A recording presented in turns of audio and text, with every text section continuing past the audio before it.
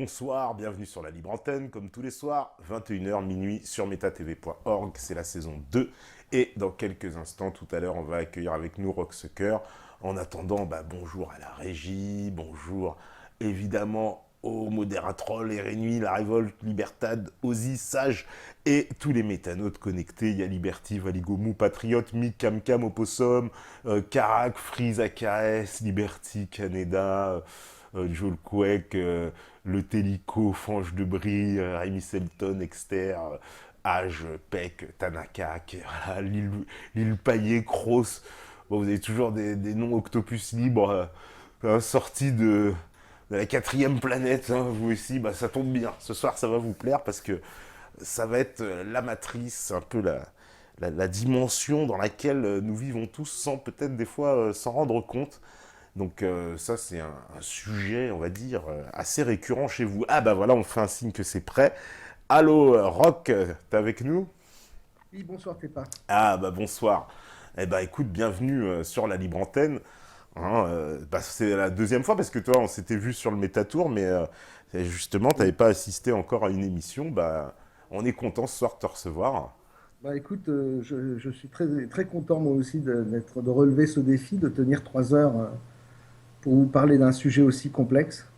Ah oui, alors pour ceux Passionnant. qui te Passionnant. connaissent pas, on va te présenter un peu. T'es quand même le fondateur du magazine Top Secret.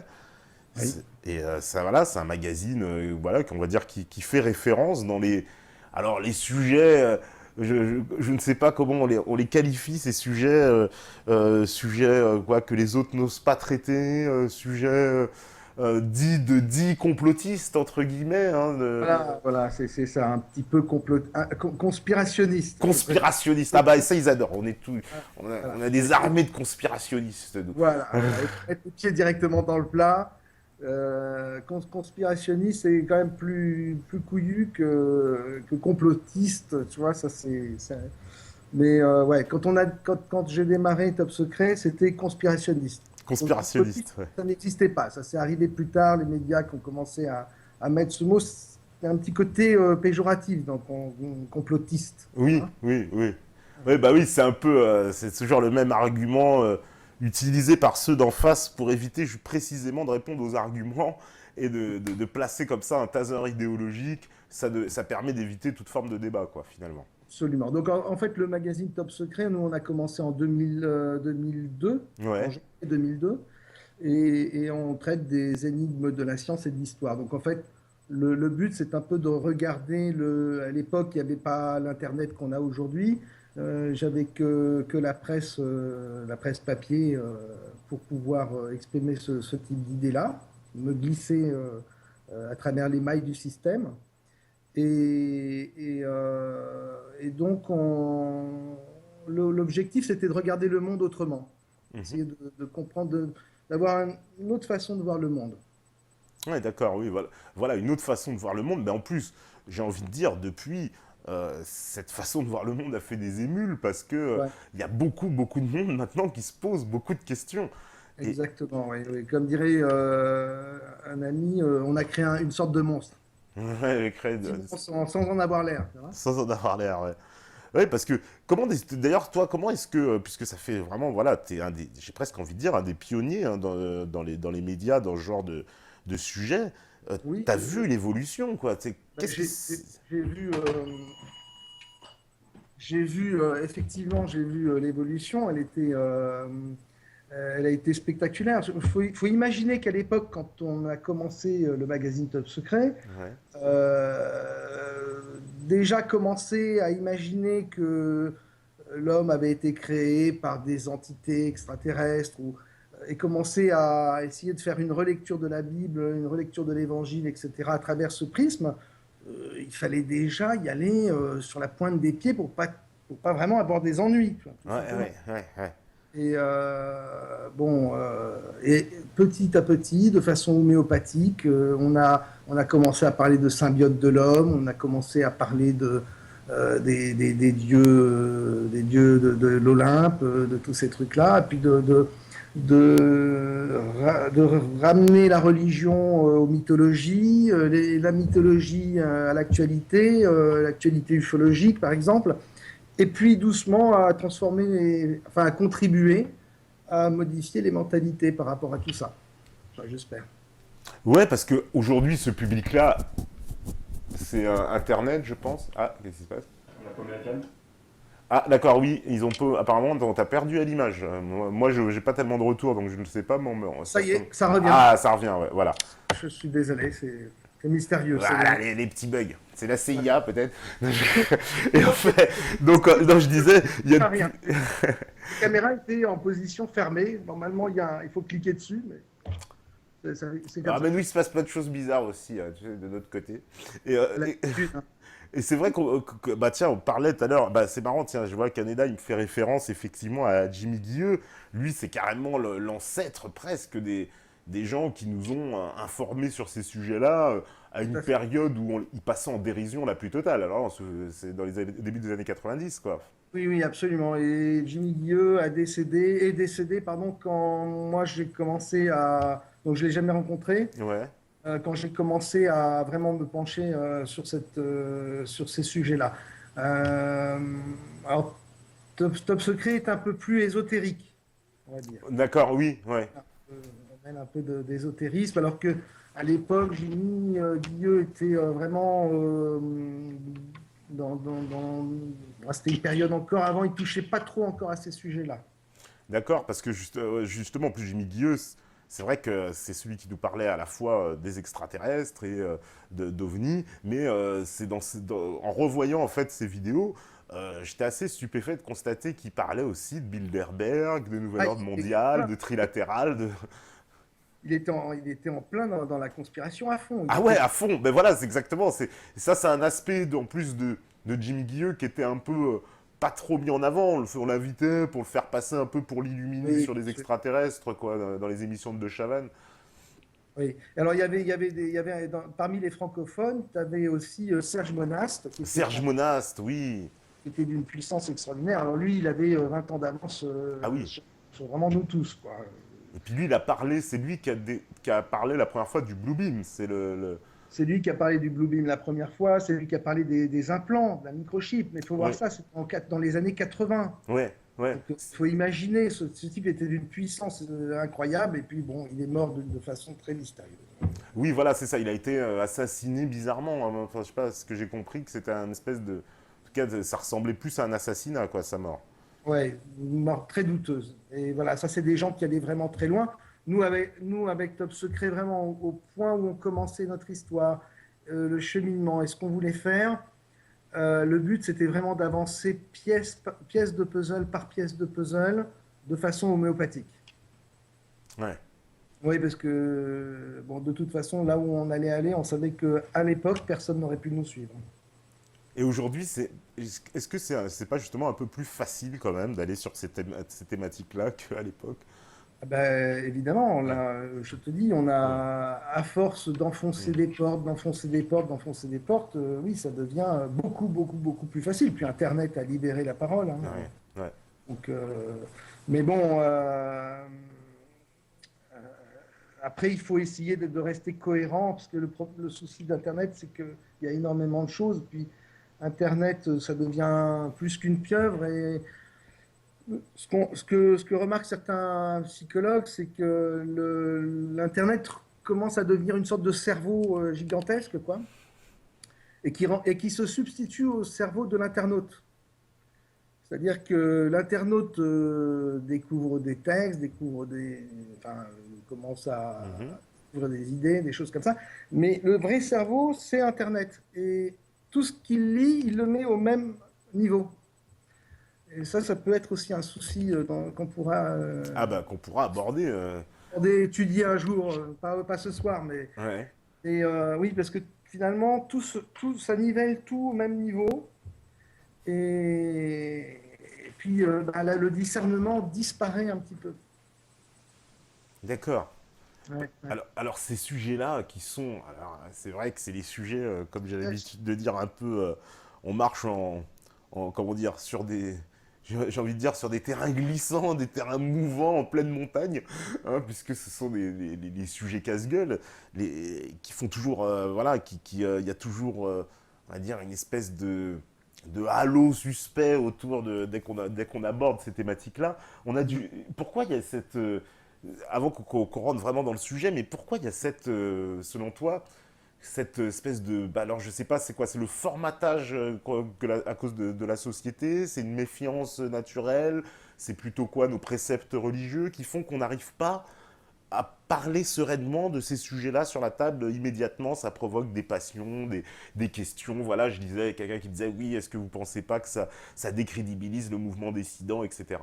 Oui, c'est ça. Euh, ouais, ouais. Alors, moi, je ne sais pas pourquoi il y a ce genre de réaction.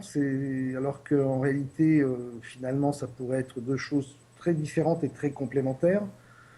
Euh, enfin, qu'on vous reproche, vous, de vous décrédibiliser parce que vous abordez ce genre de thème, mais c'est une folie.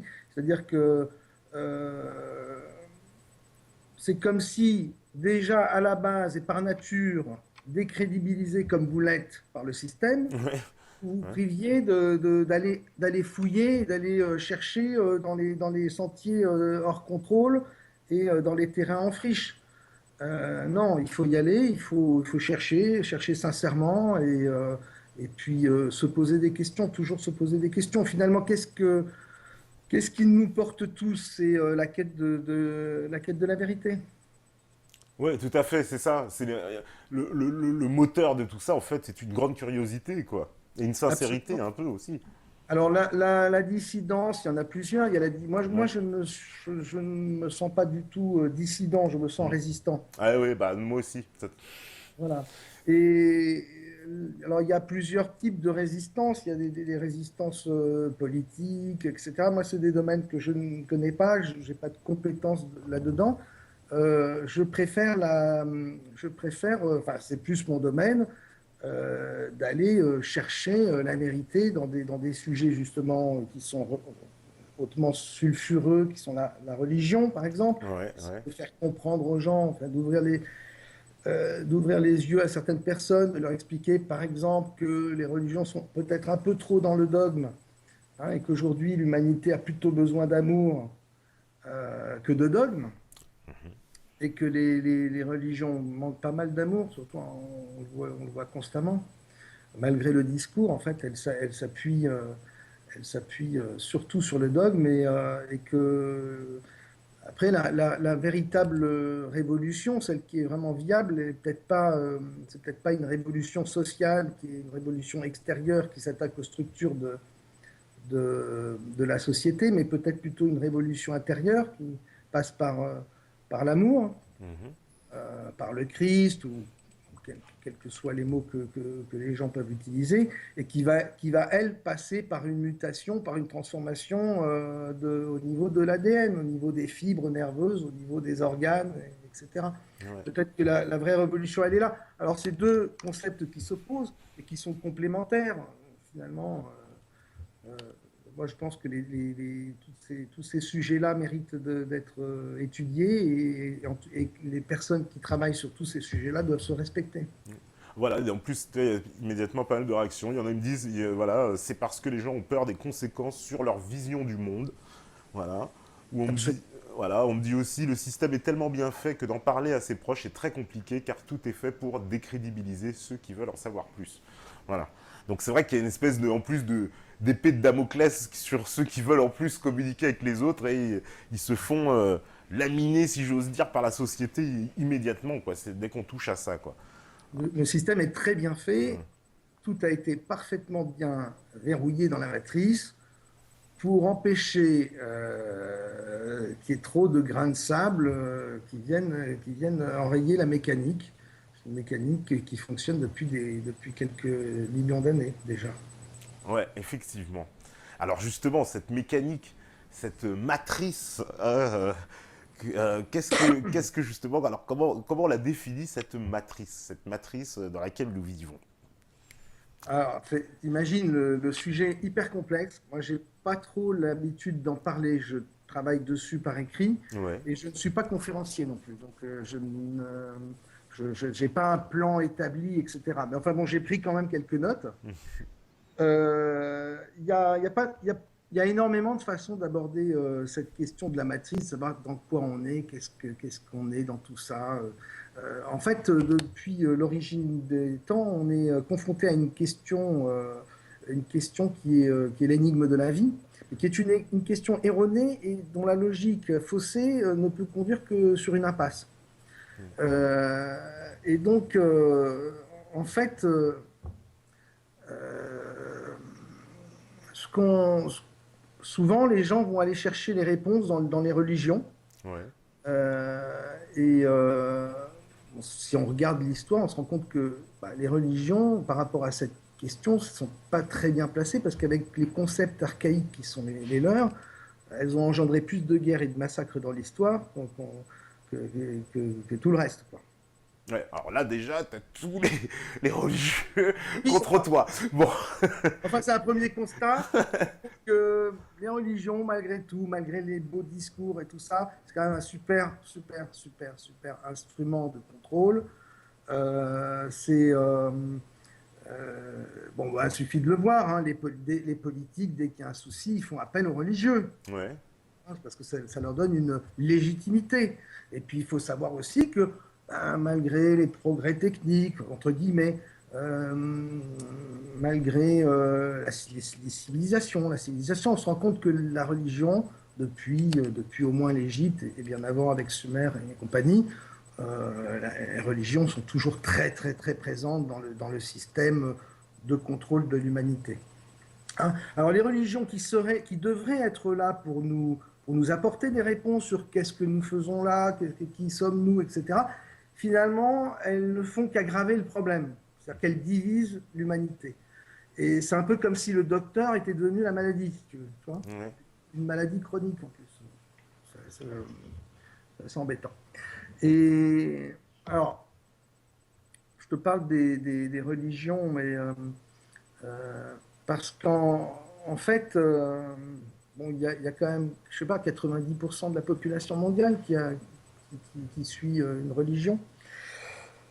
Et ça fait partie des choses qu'on a intégrées dans l'esprit humain. Si tu veux, au niveau de... Alors, avant de parler de ce qu'est la matrice, vraiment, d'un point de vue structurel, on peut déjà parler de l'être humain Ouais. et se demander si on n'est pas, si on n'a pas été créé par des entités. Ah, ouais. Là, tu vas te faire encore plein d'amis, je vois. Vas-y, vas-y. Allons-y, on est en terrain glissant, de toute façon. Allons-y, on est sur la montagne, là. Et des entités qui ont bien réfléchi, au système, à ce qu'ils avaient besoin de faire dans cette matrice, et ont donc façonné l'être humain avec des règles, avec, des, avec des concepts très particuliers et des tabous. Ouais. Bon, comme exemple qu'on peut donner, là on peut reprendre directement la Bible, qui est le texte le plus abordable pour tout le monde, qui est imprégné des traditions sumériennes, égyptiennes. Euh, euh, on a un exemple tout bête si tu veux, de cette présence de gens qui pourraient, enfin de gens, d'entités qui pourraient tirer les ficelles. Ouais. C'est dans la Genèse, tu sais, le passage où ils disent faisons l'homme à notre image, selon notre ressemblance, et qu'il domine sur les poissons de la mer, sur les oiseaux du ciel, etc., Ouais, sur ouais. les reptiles, etc. Et, et il fit venir l'homme devant toutes ces créatures pour voir comment il les appellerait. D'accord. Et afin que tous les êtres vivants portent le nom que l'homme va leur donner. Et donc à travers ce petit passage de quelques lignes, on se rend compte, dans cette matrice, avec ses règles, ses lois, hein, tout ça c'est profondément ancré dans le profondément ancré dans l'ADN de l'être humain. On se rend compte qu'à travers le nom que l'homme va attribuer aux objets, aux créatures, etc., il va avoir un pouvoir sur ces objets. Il va affirmer son pouvoir sur ces animaux, etc. Et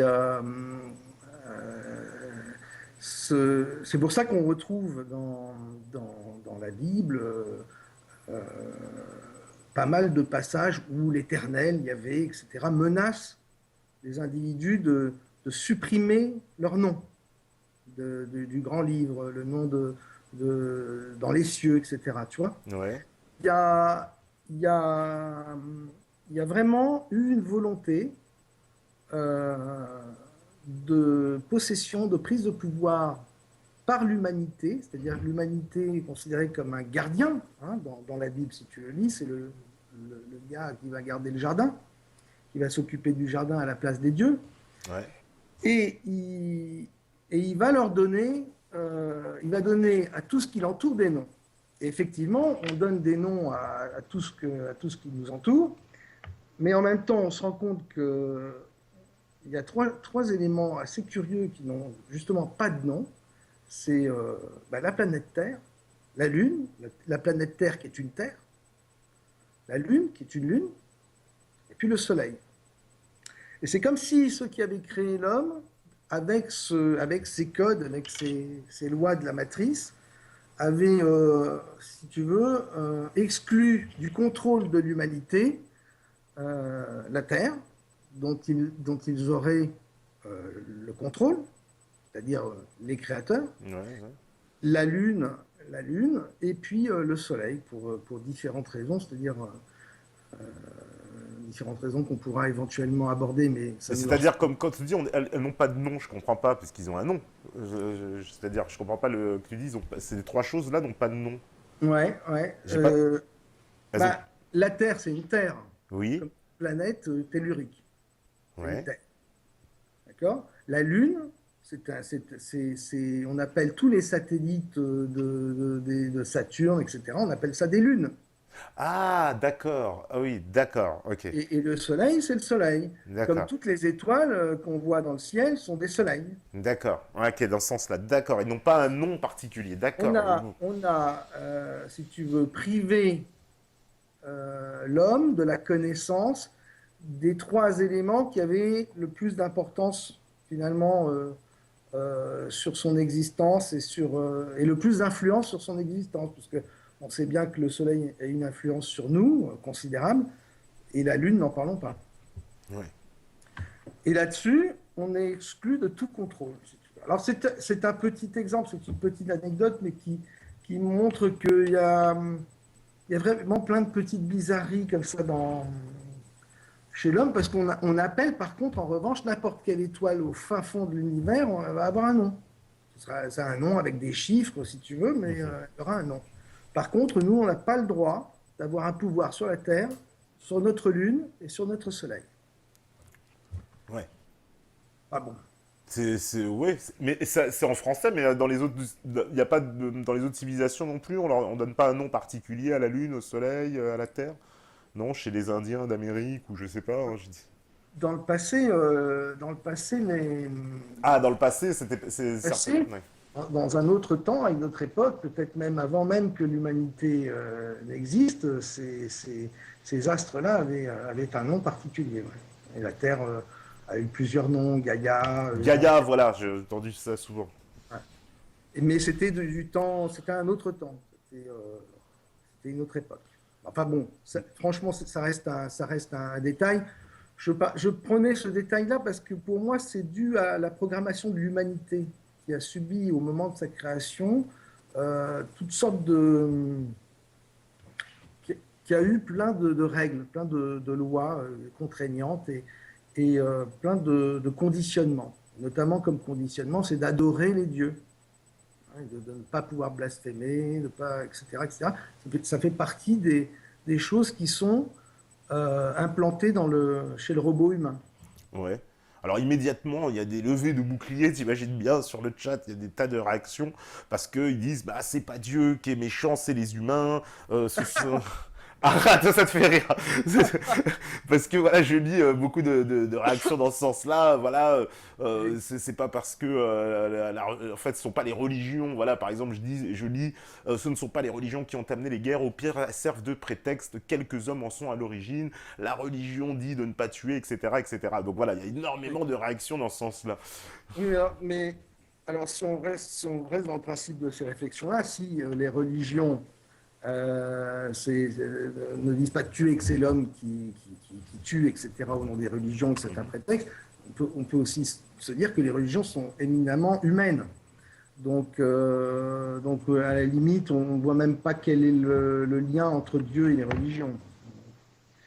Si on va loin, c'est quand même les religions sont quand même des organisations humaines avant toute chose. Hein. Oui.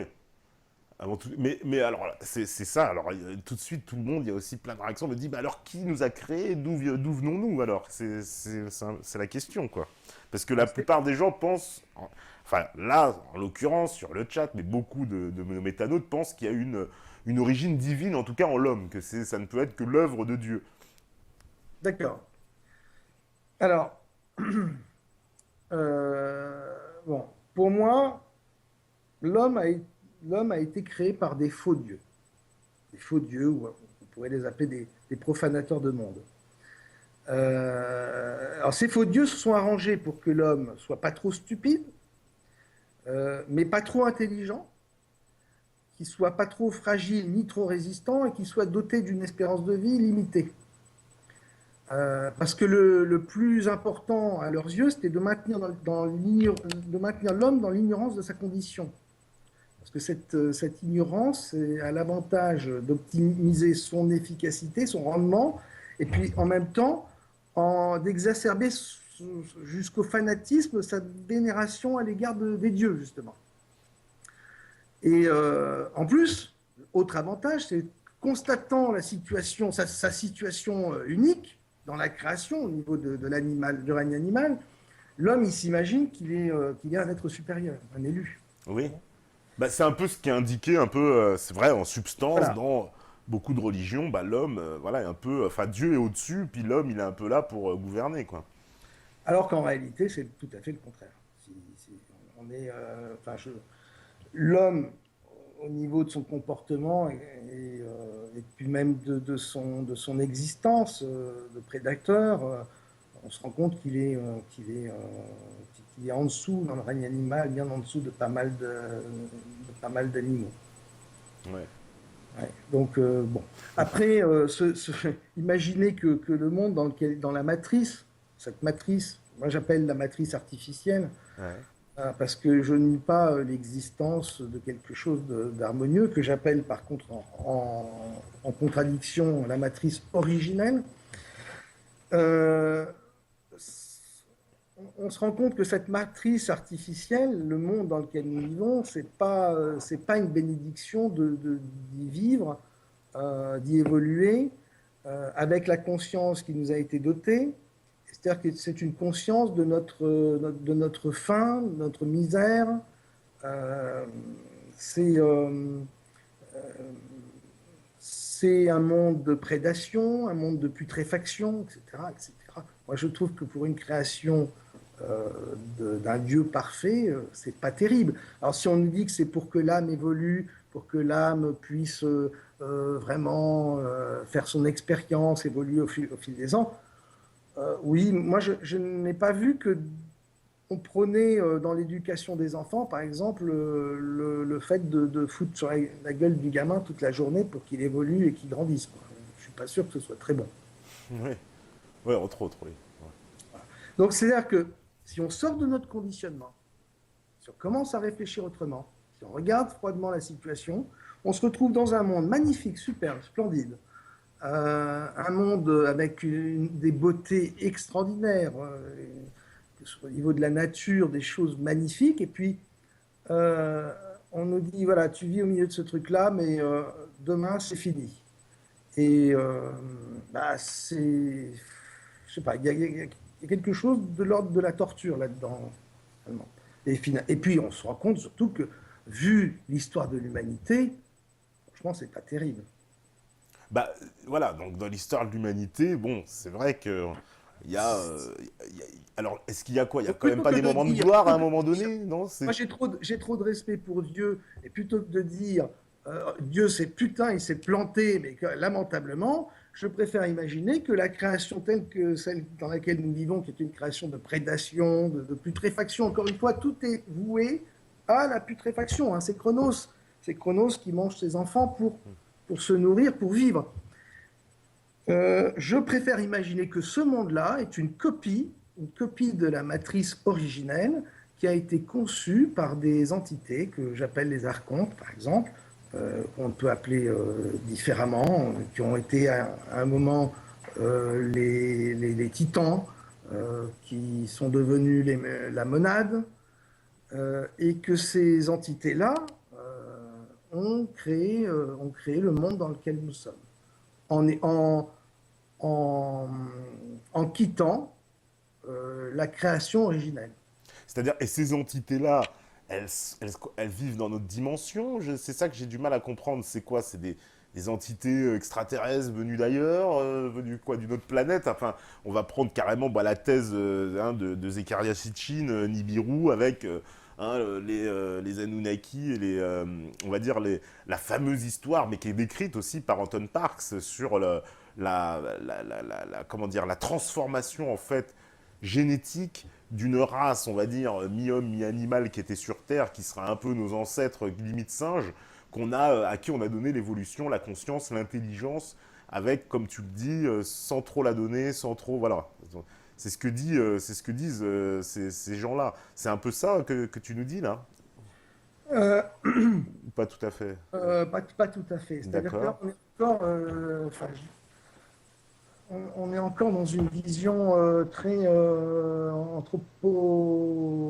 très anthropocentriste, je crois, de la divinité, de la théologie, etc.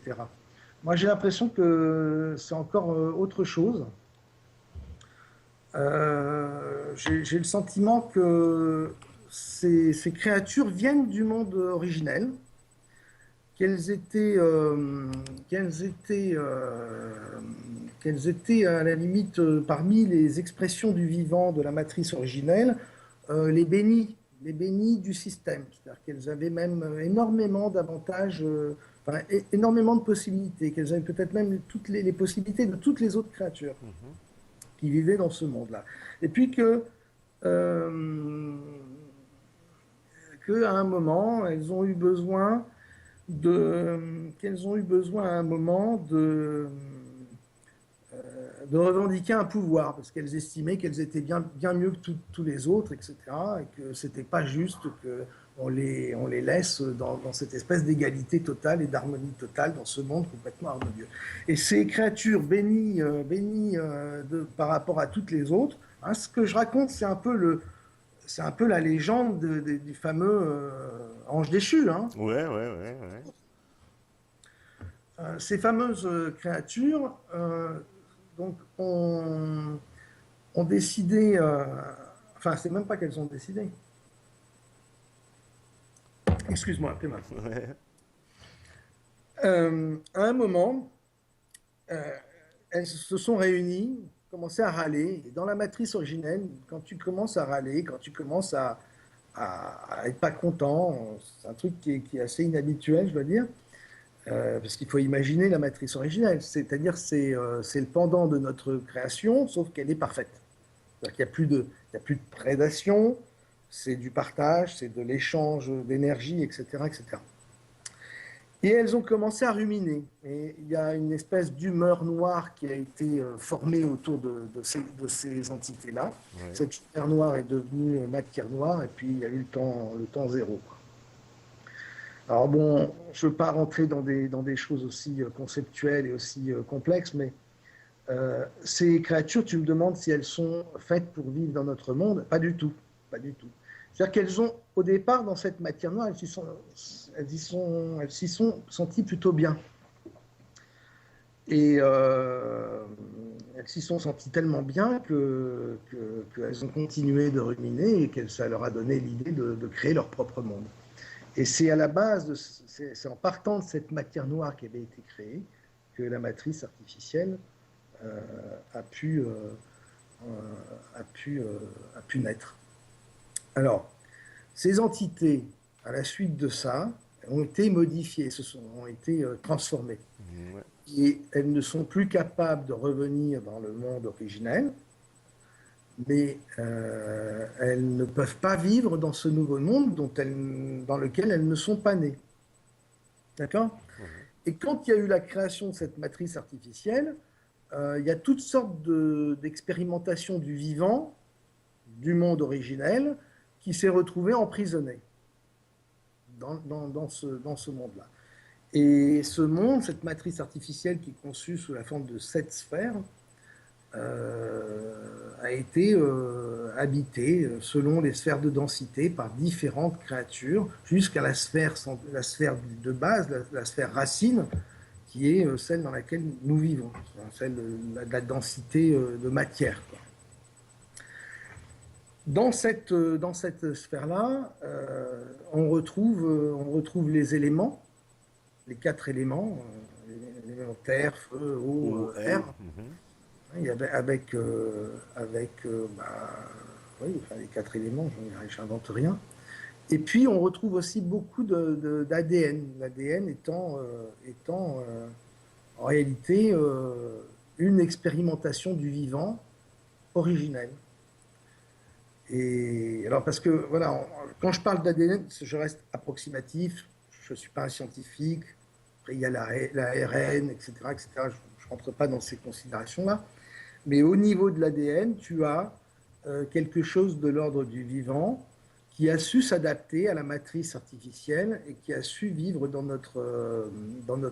cette densité-là et, et qui a su continuer à faire ce qu'elle faisait depuis toujours, c'est-à-dire à expérimenter la vie. Mhm. Simplement, pour s'adapter, au lieu que ce soit un échange d'énergie, là, c'est pas possible dans notre dimension. Elle a, elle a, elle a eu, dans son adaptation, elle a imaginé la reproduction, elle a imaginé de se nourrir de l'énergie d'autres créatures. Et puis, on se rend compte que c'est tellement bien fait, c'est tellement bien adapté que, en réalité, l'homme tout puissant qu'il se croit, tout béni des dieux qu'il se croit, scientifiquement, si on regarde l'humanité, on se rend compte que euh, si on regarde même la nature et le monde animal, on se rend compte que seul est privilégié l'ADN. Et qu'une fois qu'une créature n'est plus en mesure de procréer, dans la nature, elle disparaît rapidement. Et l'homme, comme tous les autres animaux, sont favorisés tant qu'ils peuvent procréer, c'est-à-dire tant qu'ils peuvent apporter de l'immortalité à l'ADN, l'ADN étant un. D'accord. Peut-être je rentre un peu dans des concepts un peu compliqués, mais Non, non, non, non, non, et donc, alors l'ADN, c'est intéressant ce que tu dis, ça voudrait dire que, mais l'homme quand même, il vit, allez, en gros aujourd'hui, on va dire quoi, 80 ans, mais bon, l'homme masculin peut procréer, mais la femme, elle, ça s'arrête quand même. mais tu vois bien qu'une fois qu'on ne peut plus procréer, la nature semble se désintéresser de nous. Ouais, Bon. ouais, ouais. C'est triste parce que nous, on aimerait bien vivre plus longtemps. Et puis, il y a, hein, je parlais tout à l'heure de la création de l'homme, la création de l'homme avec une espérance de vie limitée. Ça aussi, c'est écrit dans la Bible, la limitation de la vie humaine à 120 ans. Puis au-delà, boum, c'est comme si tu créais un robot et que le robot, tu lui donnais une date de péremption. C'est la même chose. Est-ce qu'un père ferait ça à son fils? C'est-à-dire, il y a un moment, il faut regarder froidement la situation. Est-ce que toutes les horreurs qu'on voit dans ce monde, est-ce que vraiment un père ferait ça à son enfant? Et pour quelle raison? Pour le faire évoluer, pour le faire grandir? Non. C'est là où il faut vraiment se regarder froidement et se dire qu'il va falloir peut-être entrer en résistance. Il y en a, alors immédiatement, tu sais qu'il y a énormément de réactions. Voilà, par exemple, on dit que tu insinues que ce serait des démons qui auraient créé Dieu, l'homme plutôt que Dieu, en fait. En termes humains, on peut appeler ça des démons, effectivement. Ouais. Effectivement. Tu sais, aujourd'hui, donc ces démons se retrouvent dans la matrice artificielle dans laquelle ils n'ont rien à faire, ils ne sont pas nés là-dedans, ils ne sont pas adaptés à ce monde. Et, euh, et donc, ils sont confrontés à un problème, c'est que ce monde-là, il faut qu'ils le tiennent. C'est le monde où personne ne va les emmerder. Ils vont être enfin les rois de leur propre monde. Mhm. Et, euh, et, mais malheureusement pour eux, ils ne peuvent pas y vivre. Donc il faut qu'ils trouvent une solution. Nous, qu'est-ce qu'on ferait aujourd'hui à l'époque de la conquête spatiale? On envoie des sondes qui explorent le système solaire à notre place. Mhm. Et en toute logique, on se rend compte que les voyages les voyages, l'adaptation à certaines planètes, etc., nous limitant. Bah, dans les planètes hostiles, qu'est-ce qu'on envoie? On envoie des sondes, on envoie des robots, puis demain ce sera des androïdes, etc., etc. Finalement, c'est certainement la meilleure façon d'explorer un milieu hostile dans lequel on ne peut pas vivre. D'accord? Ouais. Et si on avait demain la possibilité ultime développement de la conquête spatiale, de concevoir et d'envoyer dans l'espace des cyborgs qui seraient conçus à notre image, mais c'est exactement ce qu'on ferait. D'accord? Ouais, ouais, tout à fait, oui, ça se tient. Mhm.